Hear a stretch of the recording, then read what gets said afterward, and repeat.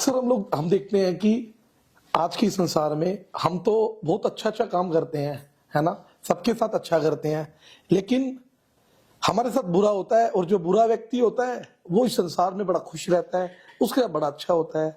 तो अच्छे आदमी के साथ बुरा क्यों होता है और बुरे आदमी के साथ अच्छा क्यों होता है? हरे कृष्णा जी। हरे कृष्णा। आप सभी भक्तों का आज के स्पिरिचुअल पॉडकास्ट में सभी का स्वागत है। आज हमारे साथ श्रील गुरुदेव हमारे भक्ति प्रसाद विष्णु गोस्वामी महाराज जी, जो कि श्री चैतन्य महाप्रभु गौड़िया मठ के फाउंडर आचार्य हैं, आज हमारे साथ हैं। तो आज कुछ आध्यात्मिक चर्चा करते हैं। हरे कृष्ण गुरु जी। हरे कृष्ण। गुरु जी, आप कैसे हैं? भगवान की कृपा से ठीक हूँ जी गुरुदेव। गुरुदेव, हम आपसे जानना चाहते हैं कि आप श्री चैतन्य महाप्रभु गौड़िया मठ के संस्थापक आचार्य हैं। हाँ। तो जो ये गौड़िया मठ है, ये क्या है? ये गौड़िया मठ है, ये जो है हमारे संप्रदाय का नाम है, पूरा नाम है ब्रह्म माध्व गौड़ीय वैष्णव संप्रदाय जी। और ये संप्रदाय शुरू हुआ है जब दुनिया सृष्टि हुई नहीं थी। भगवान परमेश्वर नारायण ने ब्रह्मा जी को अपने नाभि कमल से जन्म दिया और जन्म देने के बाद ब्रह्मा जी 1000 साल तक भगवान को, मैं कहाँ से आया हूँ जी, क्या करने आया हूँ, मैं कौन हूँ, ढूंढते रहे तो पता नहीं चला। जब भगवान उन्होंने फिर शरणागति ली, जिसने मेरे को सृष्टि की वो मुझे कृपा करके बताए जी क्यों भेजा है। तो भगवान ने आकाशवाणी में मेरा भजन करो, भजन करने का फार्मूला भी भगवान ने दिया और दे करके फिर ब्रह्मा जी 100 साल तक लगातार उसी ब्रह्म गायत्री का जप किया। जप करने पर भगवान का दर्शन पाया। फिर भगवान ने उनको दिव्य ज्ञान स्वरूप भागवत ज्ञान दिया, वेद ज्ञान दिया जी।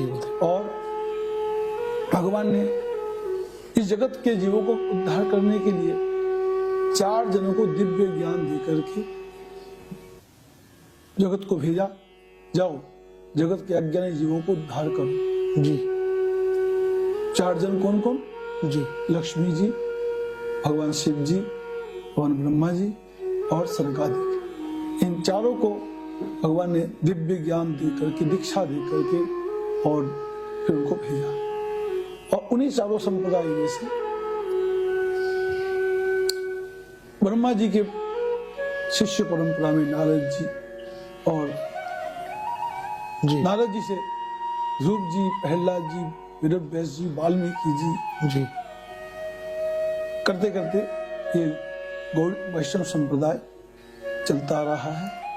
आते आते कलियुग में विशिष्ट आचार्य हुए मध्वाचार्य जी, रामानुजाचार्य, विष्णु स्वामी, निम्बादित्य, जैसे मध्वाचार्य जी होकर के भगवान चैतन्य महाप्रभु जी आए। तो चैतन्य महाप्रभु से ये गौड़ीय वैष्णव संप्रदाय चला जी। मेनली ब्रह्म माध्व गौड़ीय संप्रदाय नाम है। और ये संप्रदाय गौड़ीय मठ जो है ये आध्यात्मिक केंद्र है। जीव मात्र को आध्यात्मिक ज्ञान देने के लिए ये गौड़ीय मठ की स्थापना हुई है। प्रभुपाद भक्ति सिद्धांत सरस्वती गोस्वामी जी इनका आगे गौड़ीय मठ नाम देकर के प्रचार केंद्र बनाया, आध्यात्मिक केंद्र, अज्ञानी जीवों को ज्ञान दे करके भगवान के चरण ले जाने के लिए जी। भगवान गौड़ीय शब्दों का अर्थ है गौरांगो महाप्रभु से। गौरांगो महाप्रभु मतलब भगवान चैतन्य महाप्रभु जी का ही दूसरा नाम गौरांगो महाप्रभु। तो गौरांगो महाप्रभु के भक्त होने से इस संप्रदाय का नाम हो गया गौड़ीय वैष्णव संप्रदाय जी। गुरुदेव ठीक। गुरुदेव, ये आपने बताया ये चैतन्य महाप्रभु, ये श्री चैतन्य महाप्रभु कौन है? श्री चैतन्य महाप्रभु के लिए मैं अपने शब्दों से कहूं वो प्रमाणित नहीं होगा जी। चैतन्य महाप्रभु के लिए शास्त्रों का सब प्रमाण ही प्रमाण होगा जी। शास्त्र ही एकमात्र वास्तविक वक्ता है, सत्य वक्ता है जी, यथार्थ वक्ता है शास्त्र जी। शास्त्र को झूठ नहीं बोलता। शास्त्र में चैतन्य महाप्रभु के लिए बोला गया है राधा कृष्ण मिलित विग्रह। इसके लिए कात्यायन संहिता में कात्यायन जी ने अपने स्टेटमेंट में बताया है, गौरी श्री राधिका देवी हरि कृष्ण प्रकृति तो एकत्वच्च तयो साक्षात गौर हरि इति विदु। चैतन्य महाप्रभु का नाम गौर हरि है, गौरांग महाप्रभु है, चैतन्य महाप्रभु है, विश्वम्भर है। जैसे भगवान कृष्ण का 1000 नाम है, चैतन्य का 1000 नाम है।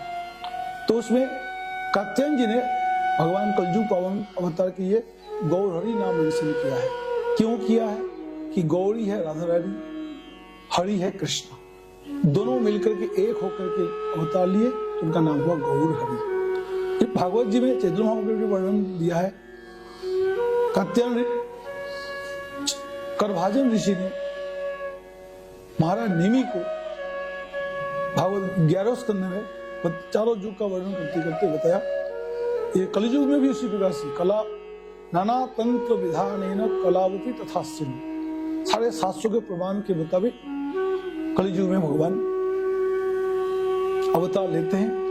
उसके लिए बताया, कृष्ण वर्णम कुशा कृष्णम सांगोपांगास्त्र पार्षदम यज्ञ संकीर्तन प्रावई गजंति ही सुमीरस। भगवान कलियुग में श्री कृष्ण कीर्तन करते हुए प्रकट होंगे, कृष्ण कीर्तन करेंगे प्रकट होकर के जी। कृष्ण कीर्तन यज्ञ के द्वारा उनकी उपासना होगी जी। साथ में प्रिय सेवकों को बुलाएंगे और हरि नाम का हथियार साथ में हाथ में होगा जी। जो हथियार से भगवान चक्र और गदा और धनुष बाण से पापियों को वध करके और उनको वैकुंठ गति मोक्ष गति देते थे। और वो गदा और चक्र न चला करके, धनुष बाण न चला करके, हरि नाम का हथियार चला करके हरि नाम के द्वारा जीवों को उद्धार करेंगे। और इस प्रकार से भागवत जी में वर्णन हुआ है। महाभारत में विष्णु सहस्त्र नाम में बताया गया है, सुवर्ण वर्ण हेमांग वरांगश्चंद्रांगदी संन्यास के समो शांत निष्ठा शांति परायण। विश्वदेव ने भगवान को बताया, आप सन्यासी बनेंगे कलयुग में। भगवान को सन्यास आश्रम लिए हुए होंगे कोई अवतार नहीं है। भगवान श्री चैतन्य अवतार भी भगवान सन्यास लेते हैं, इसलिए सन्यास कृत। महाभारत में विष्णु सहस्त्रनाम में बिल्कुल बोल दिया, भगवान आप सन्यास बनेंगे कलयुग में। इस प्रकार से चैतन्य साक्षात भगवान सारे शास्त्रों के मुताबिक भविष्य पुराण में 4 अध्याय वर्णन हुआ है। गरुड़ पुराण में, पद्म पुराण में, महाराज नरसिंह पुराण में, चैतन्य उपनिषद में और गुरधामना तंत्र में बड़ा खुद के बताया गया है। चैतन्य साक्षात भगवान है जी। हरे कृष्ण। तो गुरुदेव, ये जो चैतन्य महाप्रभु हैं जी, ये कलयुग में कब प्रकट हुए और कहां पर प्रकट हुए हैं? चैतन्य महाप्रभु जी प्रकट हुए, कब हुए, कहाँ हुए, इसके लिए पद्म पुराण में बताया गया है। कले प्रथम संध्यायाम गौरांगोहम महितले भागीरथी तटे रम्ये भविष्यामि सचिशुत।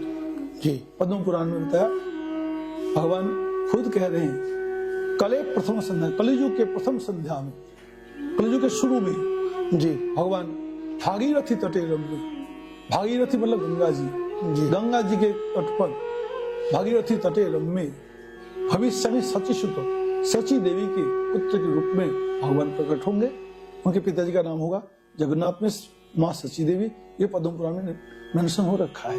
और ये भागीरथी तट, ये पश्चिम बंगाल कलकत्ते के पास में नवद्वीप धाम मायापुर डिस्ट्रिक्ट नदिया, वहां पर महाप्रभु जी का आविर्भाव स्थल है।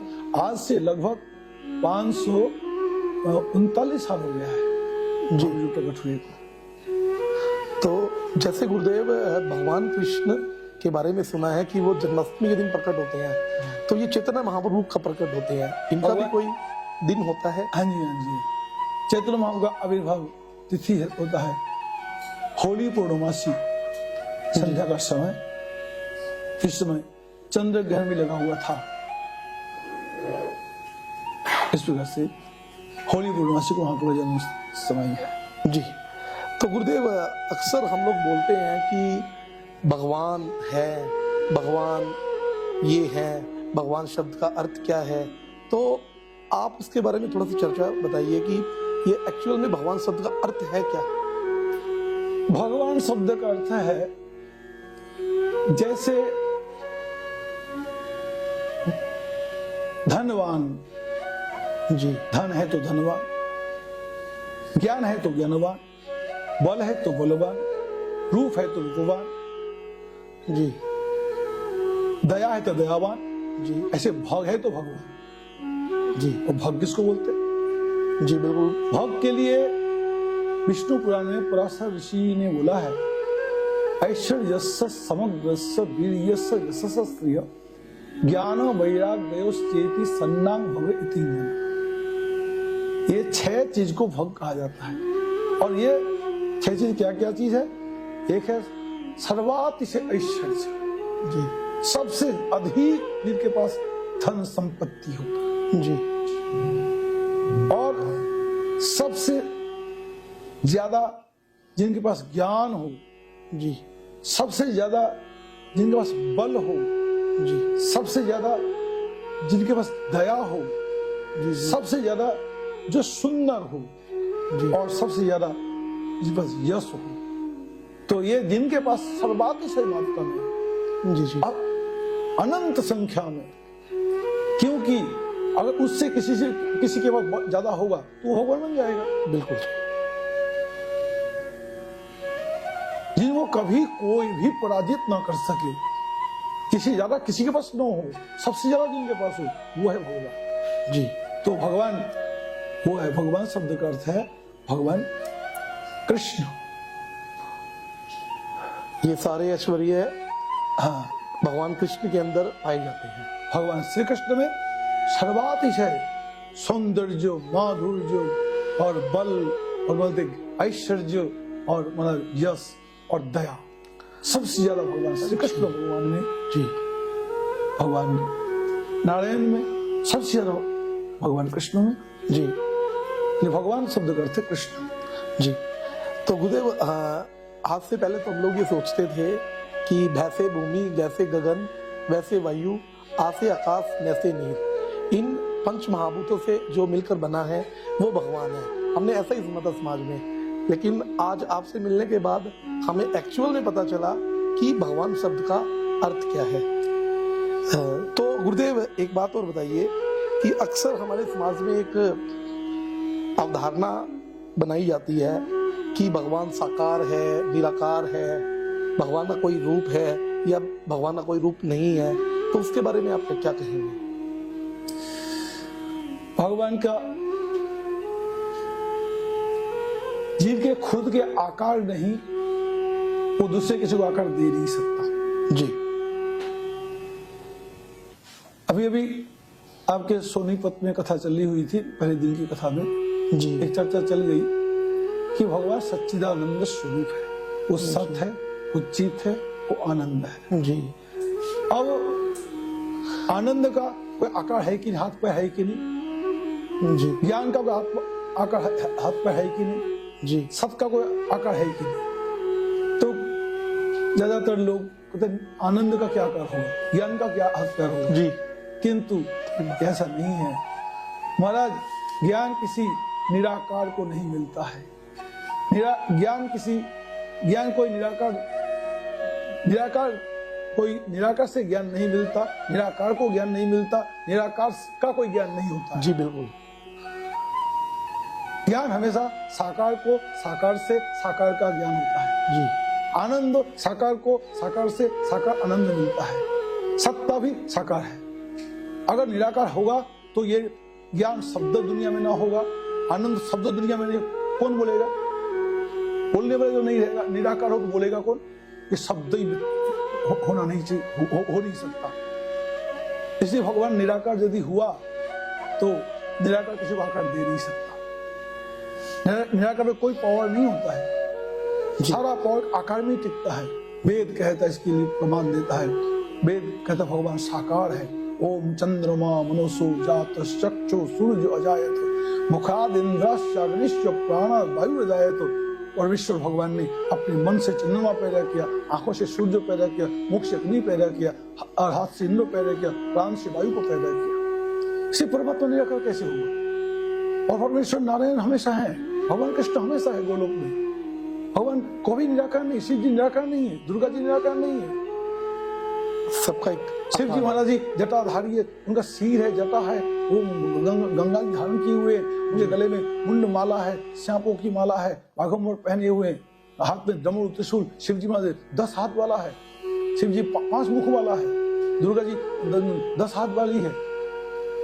महाराज उनके हाथ में खड्ग खप्पर है, सरस्वती जी साकार है, गणेश जी साकार है। निराकार तो कोई है ही नहीं जी। और निराकार किसी को न आनंद दे सकता है न आनंद ले सकता है। वो आनंद शब्द झूठ हो जाएगा और ज्ञान शब्द झूठ हो जाएगा, सारा ही झूठ हो जाएगा निराकार हुआ तो। जी, तो कहने का मतलब ये भगवान साकार है। साकार है। तो अगर हम बात करें कि जैसे ये जहाँ पर हम लोग बैठे हुए हैं, ये जब किसी ने बनाया तो उसके हाथ पैर होंगे जब भी उसने इस पूरी बिल्डिंग को बनाया होगा। तो उसी प्रकार भगवान का भी आकार है, भगवान ने इस सारी सृष्टि को बनाया है, तो भगवान एकमात्र साकार है। बिल्कुल जी। साकार ने ब्रह्म को पैदा किया है, जी। साकार ने शिव जी को प्रकाश किया है, सारी सृष्टि साकार से हुआ। साकार भगवान कृष्ण है, जी। भगवान नारायण है। तो गुरुदेव एक प्रश्न और आता है कि जैसे हम लोग सब मनुष्य हैं, मानव जीव हैं, तो हमारा क्या धर्म होना चाहिए? धर्म शब्द को आप कैसे परिभाषित करोगे? धर्म शब्द का अर्थ है स्वभाव। जी। जिस चीज का जो स्वभाव है वो उसका धर्म है। जी। जैसे जल का धर्म है तलता शीतलता, जी, वो जल का धर्म है। जी। इसी प्रकार से आग का धर्म है उष्णता प्रकाश। जी। इसी प्रकार सबका धर्म अपना अपना स्वभाविक धर्म है। अब ये जीव आत्मा है, जीव आत्मा क्या वस्तु है, जीवात्मा जो वस्तु है उसका धर्म ही वही है। जी। जीवात्मा के लिए अब तक कोई आपका वैज्ञानिक, कोई स्कॉलर्स अब तक आत्मा का परिभाषा नहीं कर सका। जी। स्कूलों में, कॉलेजों में, यूनिवर्सिटी में आत्मा के कोई परिभाषा दे नहीं सका। जी। आत्मा में बिल्कुल परिभाषा दे नहीं सका, जबकि आत्मा ही सब कुछ है। जी। आत्मा के बिना ये शरीर बिल्कुल मिट्टी है। जी। आत्मा के बिना आंख कान कुछ भी काम नहीं करेगा, कोई भी काम नहीं करेगा। आत्मा ईच एंड एवरीथिंग। जी। वो आत्मा क्या चीज है? वो आत्मा के लिए गीता में, भागवत में, रामायण में खूब जम के उनका प्रकाश किया है, प्रचार किया है। आत्मा है भगवान श्री कृष्ण कहते हैं ममई वांस जीवो लोके जीवो भूत सनातन। जीव भगवान कृष्ण की तटस्थ शक्ति का अंश है। जी। भगवान के डायरेक्ट अंश नहीं है। भगवान का डायरेक्ट अंश भी भगवान होगा। जी। भगवान का डायरेक्ट अंश राम, नृसिंह, बराह, वामन आदि वो भगवान है, किंतु जीव डायरेक्ट अंश नहीं है। जीव भगवान की शक्ति का अंश है। जीव भगवान की शक्ति में गिना जाता है। विभिन्न अंश जीवता शक्ति ते गणन, चैतन्य महाप्रभु ने बताया। जीव है विभिन्नांश, भगवान की शक्ति है। और महाप्रभु जी सनातन गोस्वामी ने पूछा था, मैं के आमी कहने मोरे जानी का पुत्र। हे प्रभु, हे चैतन्य महाप्रभु जी, मैं खुद को पहचान नहीं पाऊं मैं कौन हूं। तो महाप्रभु जी जवाब में बोला था, जीवे स्वरूप है कृष्ण नित्य दास, कृष्ण तटस्था शक्ति भेदाभेद प्रकाश। जीव कृष्ण भगवान के नित्य दास है, भगवान कृष्ण की नित्य शक्ति है। शक्ति का धर्म शक्ति शक्तिमान की सेवा के लिए है। तो जीव भगवान कृष्ण की शक्ति है। भगवान कृष्ण गीता में कहते ममई वांश, मेरा शक्ति मेरी शक्ति है। अपरयमितस्तन्याम प्रकृति विद्धि में परम जीव भूतांग महाबाहु जयदम धर्यते जगत। जी मेरी परा प्रकृति है, परा प्रकृति है। इसलिए जीव भगवान की शक्ति है। शक्ति भगवान की होने के कारण जीव का धर्म है भगवान की सेवा करना। जी। लेकिन होता क्या है, अब जल का धर्म है शीतलता तरलता। अब कोई प्यासे को पानी पीना है, प्यासे को पानी पीने के लिए अगर उनको जल ही दिया जाए, बहुत भयंकर गर्म करके खोलते हुए पानी को किसी को प्यासे को दिया जाए, वो पीकर उसका पानी का प्यास मिट नहीं सकता। या तो जल को एकदम बर्फ बना कर दिया जाए, इसको पियो, उससे उनका प्यास मिट नहीं सकता। जल का जो स्वाभाविक धर्म है क्या है? शीतलता, तरलता। तो उसको पिएगा तो प्यासे का प्यास बुझ जाएगा। इसे जीव का स्वाभाविक धर्म क्या है?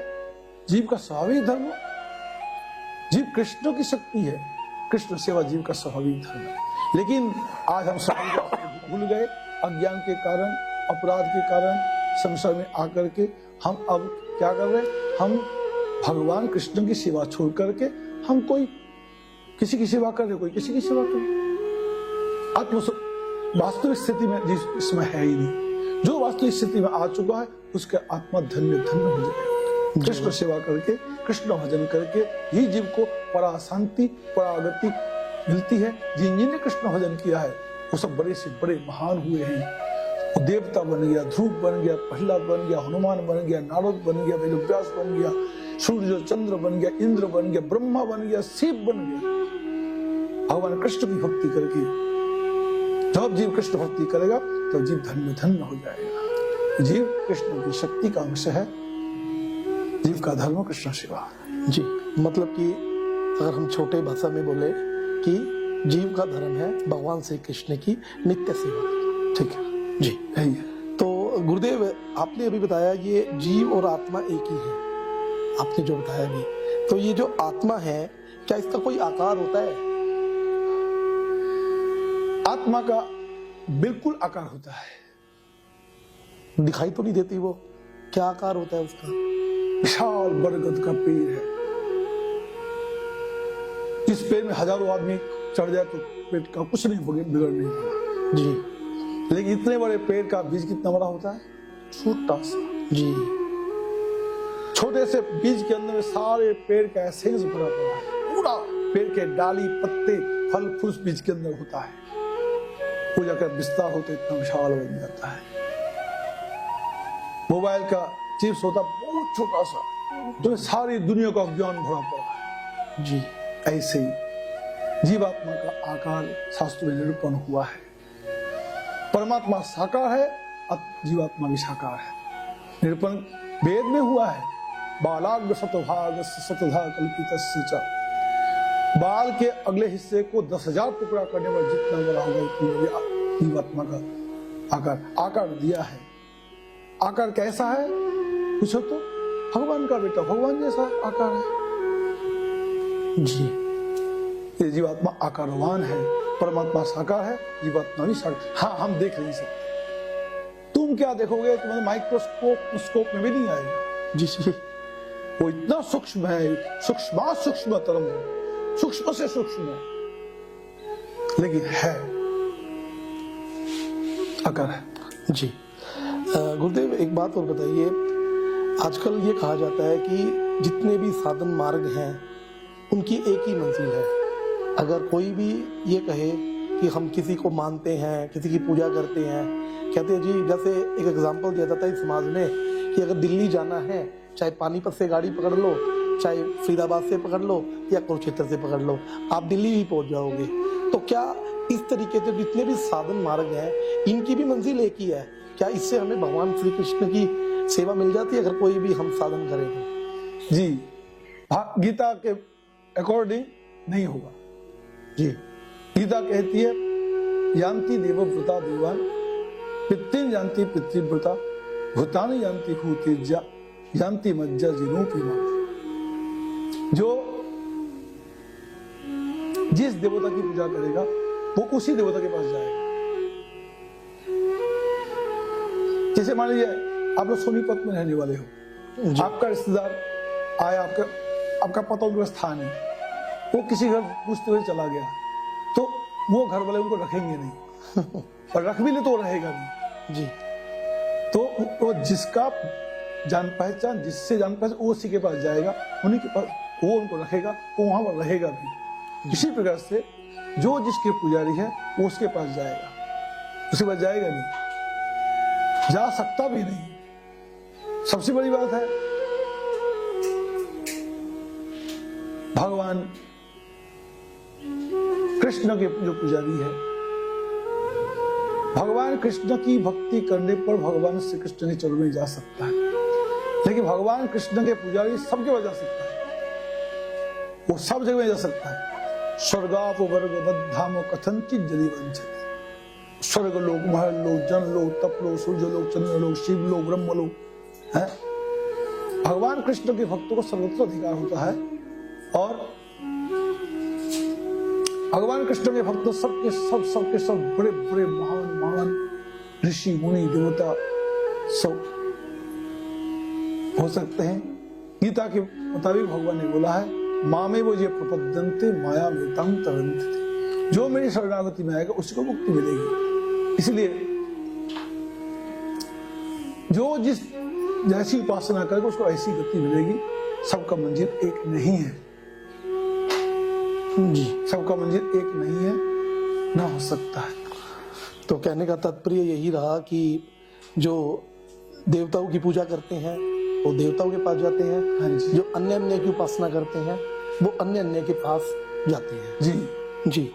तो गुरुदेव एक शब्द आता है अक्सर देखते हैं कि वैष्णव, ये वैष्णव शब्द का अर्थ क्या है? ये वैष्णव कौन होते हैं? वैष्णव शब्द का अर्थ है विष्णु देवता अस्य इति वैष्णव। भगवान विष्णु जिनके आराध्य है, उपास्य है, जो वो है वैष्णव। वैष्णव संप्रदाय भगवान विष्णु के द्वारा चला हुआ विचार को जो मानते हैं, उस समय जो दीक्षित होते हैं, वही वैष्णव है। वैसे तो जीव मात्र ही भगवान विष्णु का है। जीव मात्र के स्वरूपगत धर्म वैष्णव धर्म।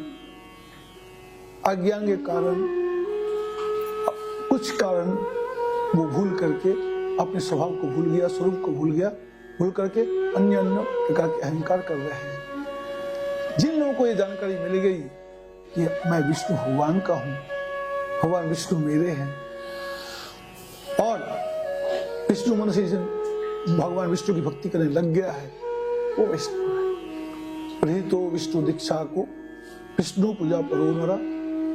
जो भगवान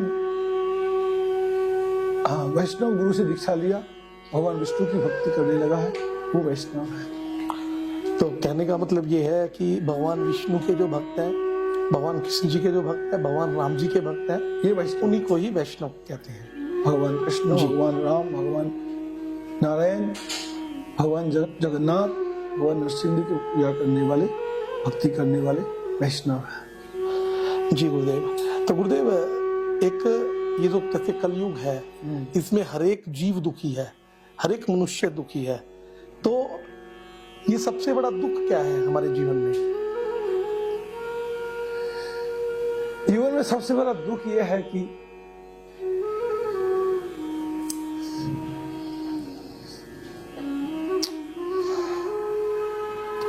यहां पर जन्म, मृत्यु, बुढ़ापा, बीमारियां लगी हुई है। जन्म लेना बहुत बड़ा तकलीफ है, मरना भी उतना ही तकलीफ है, जीना देख लीजिए, बिल्कुल कितनी बीमारी, कितनी परेशानी, कितनी बेइज्जती, कितनी गरीबी, क्या क्या बुरा हाल। जी हाँ, और ऊपर से आध्यात्मिक, आदि दैवी, आदि भौतिकता।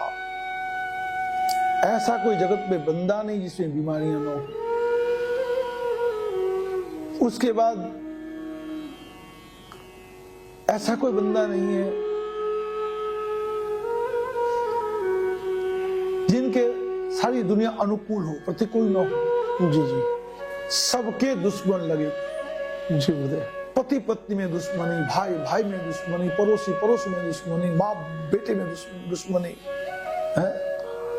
और यहां सुख कैसे मिलेगा? उसके बाद आधी दैविक, देवताओं द्वारा दिया हुआ तकलीफ, अतिवृष्टि, अनावृष्टि, भयंकर सर्दी, भयंकर गर्मी, फिर किसी को राहु दशा, किसी को केतु दशा, किसी को शनि दशा, सबको लगा हुआ है जी। हजारों प्रकार के। और फिर दूसरे प्राणियों से तकलीफ, ये भौतिक दुख। इस वजह से तकलीफ सबको छाया हुआ है। ये दावा नल, संसार तो दावा नल है, और ये तकलीफ कहां से आ रहा है? हमारे अपने कर्मों का फल है। जी। जैसे दावान जंगल में कोई आग लगाने न लगाने पर भी सूखे जंगल में अपने आप लकड़ी के घिसने से आंच पैदा हो जाती है और जंगल जलने लग जाता है। अक्सर हम देखते हैं कि आज के संसार में हम तो बहुत अच्छा काम करते हैं, है ना, सबके साथ अच्छा करते हैं, लेकिन हमारे साथ बुरा होता है, और जो बुरा व्यक्ति होता है वो इस संसार में बड़ा खुश रहता है, उसके साथ बड़ा अच्छा होता है। तो अच्छे आदमी के साथ बुरा क्यों होता है और बुरे आदमी के साथ अच्छा क्यों होता है, इसके बारे में आप क्या कहेंगे? इसका कारण हम तो खुद नहीं जानते, लेकिन शास्त्रों के अकॉर्डिंग स्वकर्म फल भुक्त, जीव अपने अपने कर्मों के फलों को भोग रहा है। जी। जिसने जैसा कर्म किया उसको भोगना पड़ेगा। जी। जैसे एक दृष्टांत के तौर पर देखो, कोई कैद खाने में बहुत सारे कैदी रहते हैं। जी। तो एक कैदी को वो बहुत अच्छा अपने नियम कानून मान के चलता है, सबसे अच्छा बर्ताव करता है, प्यार से बोलता भी है, लेकिन फिर भी पुलिस वाले आते हैं और उनको हफ्ते में एक दिन उसकी पिटाई करता है। जी। तो पिटाई करने पर वो सब अपराधी लोग बोलते हैं ये तो बेकसूर आदमी, इतने अच्छे लोग हैं, हमसे इतना प्यार से बोलता है, अच्छे ढंग से रहता है, इनकी पिटाई क्यों हो रही है? तो हम लोग लेके इंचार्ज से पूछेंगे। इंचार्ज से पूछा गया तो इंचार्ज ने कहा, भाई तुम लोग इस जेल में कब से आए हो? तो हम 2 साल से आए, हम 1 साल से आए। और जिसकी पिटाई हो रही है वो कब से है? बोले पता नहीं, वो 10 साल से है। जी। उसकी पिटाई क्यों हो रही? कि वो इस प्रकार से बड़े सारे उसने मर्डर केस करके आए हैं। जी। बड़े सारे जुल्म करके आए हैं जब जेल में कैदी हुआ है। और वो अच्छा काम करने से उनको रोज पिटाई होनी चाहिए थी, और वो पिटाई उनके बर्ताव से अब जेल में उनको कुछ रियायत दे करके हफ्ते में 1 दिन पिटाई हो रही है। इसी प्रकार से इस दुनिया में अच्छे लोगों के साथ भी बुरा हो रहा है, और बुरों के साथ बुरे लोग अच्छे हो रहे हैं। ये सब विधि का विधान, उनके किए हुए कर्मों का भोग है। तो कहने का मतलब यही हुआ गुरुदेव कि जो पूर्व जन्मों के जो हमारे कर्मों के फल हैं वो हमें भोगने पड़ेंगे। चाहे आज हम कितना भी अच्छा करें, पुराने जन्मों का फल को हम लोग नहीं भुला सकते। बिल्कुल भोगने पड़ेंगे, जब तक भगवान कृष्ण के चरणों में शरणागत नहीं होते हो। भगवान के चरणों में शरणागत होने पर हरि नाम अगर कंप्लीटली कोई हरि नाम का शरणागत हो जाए तो सारे पाप जला करके खाक हो जाए। अपैति नाम स्फुरण तत्वे प्रारब्ध कर्मेति विरोति वेद। सारे प्रारब्ध को हरि नाम जला के खाक कर देगा। जब तक हरि नाम का हरि चरण में शरणागत नहीं होगा, हरिभूति का शरणागत नहीं होगा, तब तक उनके कर्मों का भोग भोगे के ही रहना।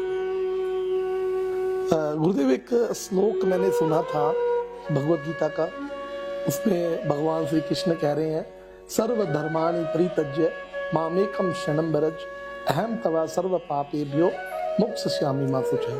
कि सभी धर्मों का परित्याग करके एकमात्र मेरी शरण में आ जाओ तो मैं सभी प्रकार के पापों से मुक्त कर दूंगा। तो क्या वाकई में हम लोग अगर भगवान श्री कृष्ण की शरणागति ग्रहण कर लें तो क्या हमारे सारे पाप मुक्त हो जाएंगे? फिर हमारे जीवन में आनंद आ जाएगा? जीवों का स्वरूप है कृष्ण भगवान का दासत्व। जी। जीव कृष्ण दास है। जीव का स्वरूप का तो धर्म है कृष्ण भक्ति, कृष्ण सेवा। और जितने प्रकार के कृष्ण सेवा के अलावा, कृष्ण भजन के अलावा जितने प्रकार के धर्म जगत में हैं, ये सारे धर्म जीव को अति सामान्य फल देने वाला है। जी। सामान्य फल देने वाला। कोई स्वर्ग देगा, कोई दुनिया में कुछ 2 पैसा देगा, कोई शादी करा देगा, बच्चा होगा, कुछ मान प्रतिष्ठा मिलेगा, तो तंदुरुस्ती रहेगी थोड़ी देर। ये सब टेम्पररी फल देने वाले सब धर्म है। जी। एक नित्य काल, नित्य सनातन शाश्वत फल देने वाला धर्म तो कृष्ण भक्ति है। लेकिन हम लोग कृष्ण भक्ति को गौन करके और सब धर्मों को असली मान के कर रहे हैं तो हमको बार बार ठोकर पर ठोकर खानी पड़ेगी। इसी भगवान गीता में जीव के लिए वास्तव ज्ञान देते हुए कह रहे हैं, जीव का वास्तविक धर्म है मेरी भक्ति, मुझ कृष्ण की भक्ति। कृष्ण भजन जीव का नित्य धर्म है। सबई पुंसांग परो धर्मो यतो भक्ति अधोक सजे। ये भगवान कृष्ण की भक्ति ही जीव का नित्य धर्म है, वास्तव धर्म है, एक्चुअल धर्म है। और उस धर्म को आगे और सब धर्म फीका है। इस बात गोस्वामी तुलसीदास जी ने बोल दिया है रामायण में, भगतिहीन सब साधन कैसे लवन बिनु बहु व्यंजन जैसे। और भी बोले हैं, राम नाम एक अंक है और सब साधन शून्य, अंक रहे 10 गुण है अंक गए सब शून्य। हरि नाम एक संख्या एक है और सब साधन 0 है जी। हरि नाम, हरि के लिए अगर आप लोग समाज सेवा करो, देश सेवा करो, कुछ भी करो, भगवान की भक्ति करते हुए करो, भगवान के लिए करो, तो आपका वो साधना 10 गुण 100 गुण 1000 गुण लाख गुण बढ़ जाएगा। भगवान को छोड़ के, हरि भजन छोड़ के और कुछ करोगे सब 0 रहेगा। मतलब भगवान का भजन अकेला ही संसार के जीवों को उद्धार करके मुक्त कर सकता है, लेकिन सब धर्म मिलके भी जीव को उद्धार नहीं कर सकता। कोई कितना ईमानदार, कोई कितने सरल, कोई कितने सत्यवादी, कोई कितने पुजारी, कोई कितने कुछ ज्ञानी, लेकिन कोई भी साधन जीव को मुक्त नहीं कर सकता। लेकिन अकेली कृष्ण भक्ति जीव को मुक्त कर सकती है। और कृष्ण भक्ति करते हुए और तुम जीव को दया करो, जीव को कृष्ण भजन में लगाओ, भजन करने वाले को, भजन करवाने के लोगों को उत्साहित करो, उनको तुम हर प्रकार का हेल्प करो, हेल्प करके लोगों को भक्ति में जोड़ो, तो वो दान 1000 गुना लाख गुना फल देगा, समाज से लाख गुना करोड़ गुना फल दे देगा। लेकिन आप ऐसे लोगों को 2 रोटी दिए, कपड़े दिए, लोगों का ना अभाव खत्म कर पाओगे, ना लोगों के कर्म मिटा पाओगे, ना लोगों के स्वभाव को बदल सकोगे, ना कुछ कर पाओगे। इसलिए सब धर्मों का मूल धर्म कृष्ण भजन। ये कृष्ण भजन खुद करना चाहिए, सबसे करवाना चाहिए। भगवान कृष्ण परम मंगलमय, सबके हितैषी, वास्तव हितैषी, जीव के वास्तव कल्याण का रास्ता बताया। सर्वधर्मान् परित्यज्य मामेकं शरणं। और धर्म तुम करो ना करो कोई ज्यादा परेशानी नहीं है, कि मेरी भक्ति करो मुक्त हो जाओ। हनुमान जी ने कौन सा धर्म किया, प्रहलाद ने कौन सा समाज सेवा किया, देश सेवा किया, कौन सा यज्ञ ज्ञान ध्यान तपस्या किया। ये प्रहलाद ने हरि नाम हरि स्मरण किया, हनुमान ने हरि भक्ति की। महाराज मीराबाई ने कौन सा तपस्या किया, कृष्ण भक्ति की। मीराबाई, कर्माबाई, ब्रज गोपी, किसी को देख लो, स्वामी तुलसीदास जी, सूरदास जी, सब लोग कृष्ण भक्ति करके धन्य धन्य हुए। वैष्णवाचार्य एक एक कृष्ण भक्ति किया, कृष्ण भक्ति के साथ में जीवों को प्यार भी दिया। कृष्ण लोगों को कृष्ण भक्ति में जोड़ा, कृष्ण भजन करने वालों को और बहिर्मुख को भक्ति में जोड़ने के लिए उनको हर प्रकार से हेल्प करके भक्ति में जोड़ दिया। यही है जीव का धर्म। तो अगर गुरुदेव हम इसमें एक ये बात कहें कि अगर हमारा कोई सच्चा संबंध है तो वो भगवान श्री कृष्ण के साथ। हाँ जी। तो एक मैं लास्ट क्वेश्चन आपसे और पूछना चाहूंगा कि एक कंक्लूजन दे दीजिए कि सारे के सारे जितने भी शास्त्र हैं हमारे सनातन धर्म में, उनका एसेंस क्या है, सार क्या है उनका? सारे शास्त्रों का एक ही सार है कलयुग में, कृष्ण भगवत्ता ज्ञान संबित सार। जीव को भगवान कृष्ण से संबंध करा देना।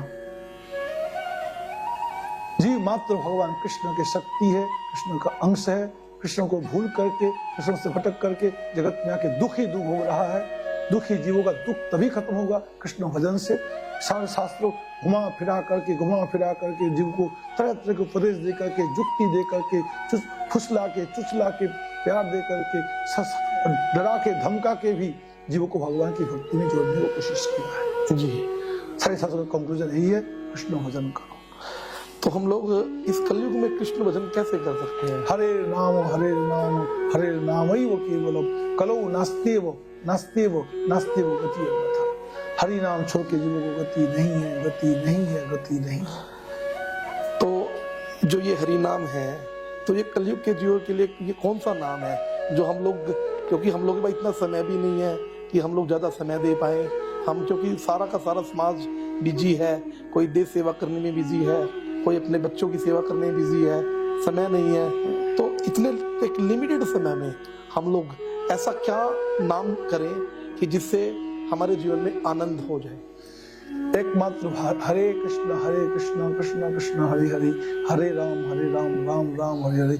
इस महामंत्र का जितना ज्यादा से ज्यादा कीर्तन करेंगे, जप करेंगे और अपराध शून्य के करेंगे, दुराचार छोड़ के करेंगे, ये हरिनाम आपको सबको कल्याण करेगा। मधुर मधुर वेतम मंगलम मंगलानाम सकल निगम वल्ली सत्फलम चित स्वरूपम। हरिनाम ही सर्वोपरि जीव का कल्याण कर। इसके लिए कोई नियम भी है गुरुदेव? इसका नियम वैष्णव संग, वैष्णव संग जरूरी है। वैष्णव संगति में भगवान को मानोगे नहीं, समझ नहीं पाओगे, जान नहीं पाओगे। वैष्णव शरणागति, वैष्णव संगति करते हुए हरिनाम करते इस हरे कृष्ण महामंत्र जो आपने बताया, हरे कृष्ण कृष्ण कृष्ण हरे हरे, हरे राम राम राम हरे हरे, इसको कोई भी जाप कर सकता है? कोई भी, सब जात, सब किसी भी जात का हो, किसी भी कौम का हो, किसी भी समुदाय का हो, गरीब अमीर, लिखा पढ़ा अनपढ़ा, सब के सब कर सकते हैं। छोटे बच्चे, औरत, आदमी, बूढ़े, बच्चे, जवान, सब के लिए, सबके लिए ये हरिनाम। यहाँ तक कि कोई पशु पक्षी भी कर सुन ले, उसका भी कल्याण होगा। तो कोई ऐसा भी कोई घटना है जिसमें इस महामंत्र से कभी किसी पशु पक्षी भी खुश हुआ हो, किसी पशु पक्षी ने भी आनंद लिया हो इस नाम का? भगवान चैतन्य महाप्रभु जी कृष्ण कीर्तन करते करते हमारा जंगल के चीता, भालू, अजगर, हिरन सबको गले मिलाए, लोट पोट खवाए, आप रुलाए, कीर्तन में नचाए और क्या बोलते श्याम तक कृष्ण कीर्तन में नाचे। और शेर हिरन आपस गले मिले, आपस में चूमे और शेर ने मांस खाना छोड़ के घास खाना शुरू कर दिया। हरिनाम कीर्तन करते हुए चैतन्य महाप्रभु ने किया है। इस महामंत्र ने उनकी चेतना बदल दी। बिल्कुल उसके सारी चेतना बदल दी और उनका अज्ञान हटा करके ज्ञान दे दिया, दिव्य ज्ञान आ गया, वास्तव आत्म तत्व का बोध हो गया और हिंसा छोड़ के कृष्ण कीर्तन में नाचने लगे, सारी जिंदगी नाचा। ऐसा वास्तव में हुआ गुरुदेव? बिल्कुल वास्तव में, कभी शास्त्र झूठ नहीं बोलता। अच्छा, तो फिर तो गुरुदेव हमें भी इस हरे कृष्ण महामंत्र को जाप करना चाहिए। यही जीव मात्र का धर्म है, ये कलियुग का युग धर्म यही है और हजारों धर्म बना लिए हैं, ये हमारे अपनी कल्पना। जी तो गुरुदेव बहुत बहुत धन्यवाद। हरे कृष्ण। आपने हमारे इस स्पिरिचुअल पॉडकास्ट में इतनी अच्छी आध्यात्मिक चर्चा करके हमें एक अच्छा ज्ञान दिया और हमारा मार्गदर्शन किया, तो आपका बहुत बहुत धन्यवाद। हरे कृष्ण। राधे राधे राधे राधे।